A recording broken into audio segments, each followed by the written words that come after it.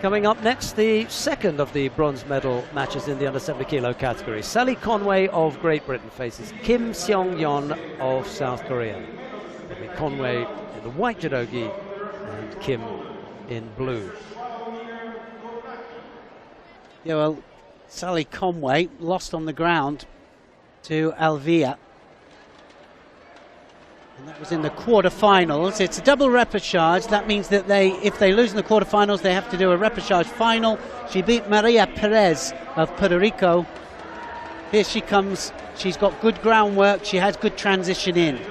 So unusual to see her beaten by Alvia on the ground, but there it is. Kim Seong-yeon of Korea. 2-1 up in their matches. 3 times they fought each other. Sally Conway is at the perfect place now. She's at number 13, so she could actually just move up into the top 8 or roundabout. Certainly this medal will help. Kim already ranked 8 in the world. Conway in white.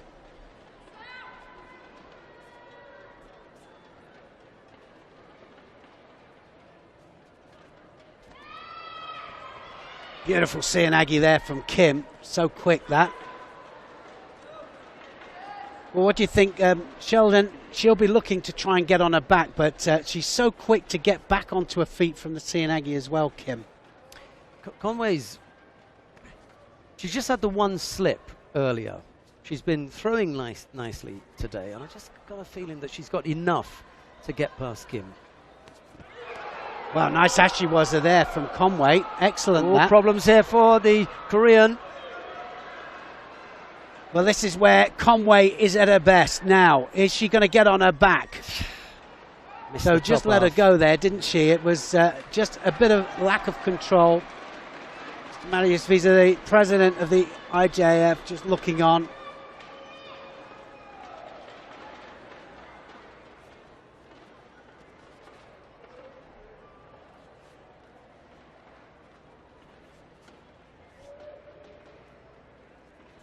So real strong gripping on the ends of the sleeve here from both fighters. Conway's got to attack. Both hands were cross grip then. They were on the same side of the lapel.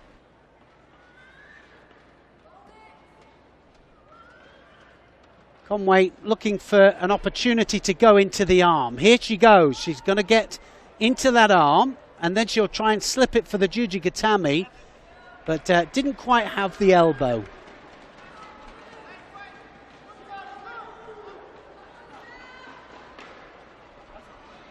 Little over 2 minutes left to go. So plenty of time as far as the clock is concerned. Nice clean scoreboard as well. Neither fighter penalized yet, so finely balanced. Yeah, well, that's a good thing, isn't it? We want to see them attacking within the time period and gripping up and trying to throw, and that's what both are trying to do. Drop Seonagi there. Conway did well there, didn't she? See, I think Conway's best bet is to put as much pressure on Kim as possible in the newaza exchanges. Kim seems to be just giving up the back and saying, okay, I'm going to defend here. You're probably, a little bit sharper in newaza than I am. Okay, well, you take that. Okay, you do 2 or 3 of those, and then Conway's got to be first to the attacks when they're standing up. That's not happening, though. Kim's clever. Because as you've pointed out before, you can do as much attacking as you like in newaza. When you get back up, you end up getting the penalty if you haven't attacked in tachiwaza. So Conway's got to be careful of that. Well, I think you're absolutely right, and she's in danger of that now. If Kim just does another couple of really positive attacks, it will be one Shido up there, and that's going to be a score. Wazari scored there to Kim, and Uranagi takes her backwards, and Conway just turned her back without the hand control, and that was a mistake. Got herself in a horrible position there, didn't she? And she couldn't get away. Whichever way she moved, Kim was trying to position herself for the takedown, and then it came. Tani Otoshi actually, not Uranagi, just put the foot out, took her over it. And then unlike something that we saw earlier on. She managed to make room for her body there. Oh, that's a nice effort. Couldn't finish off the Satemiwaza though. She managed to make room for the body so that the back landed on the tatami and not on her own body. Kim leads by Wazari. Neil. Well, I was just saying she's not giving up on this though. Conway still coming forwards, looking for the sumigaeshi. That's going to be a penalty to Kim. Kim just dropped there.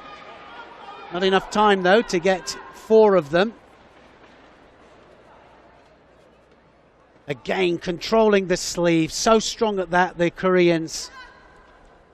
Conway just can't get the angle for the attack. 30 seconds to go.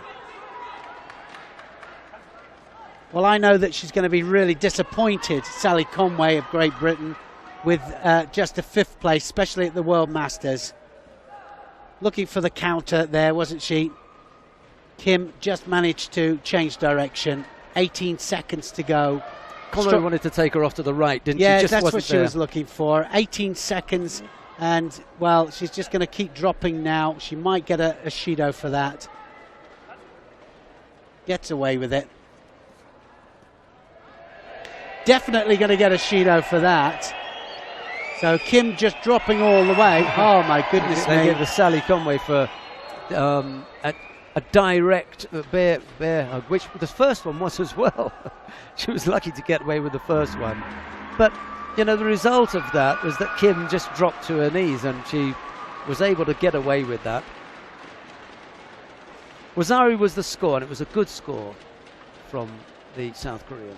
Kim Seon-yong ended up taking the contest with a little bit of room to spare. So the second of the bronze medals goes to Kim. It was Alvear who picked up the first. And after these highlights, we'll be back with the final. Yeah, 4th medal for Korea. 3 bronzes and a gold. There's the Tanio Toshi that took her backwards. Sally Conway just a little bit lost there, wasn't she? Didn't have control with the hands at all. Didn't know where she was going. Didn't know where she was going to land. Good opportune stuff though from the Korean. Yeah, because Kim, if you look at the footwork, she was always on the move, trying to find a spot to plant her feet to bring off that Tanio Toshi. I mean, that was a happening thing. That wasn't a plan. It was just that developed, and she was able to take advantage of it. Well, it's what we call opportune judo. You take an opportunity as it arises, and that's certainly what she did. Just before we get underway with the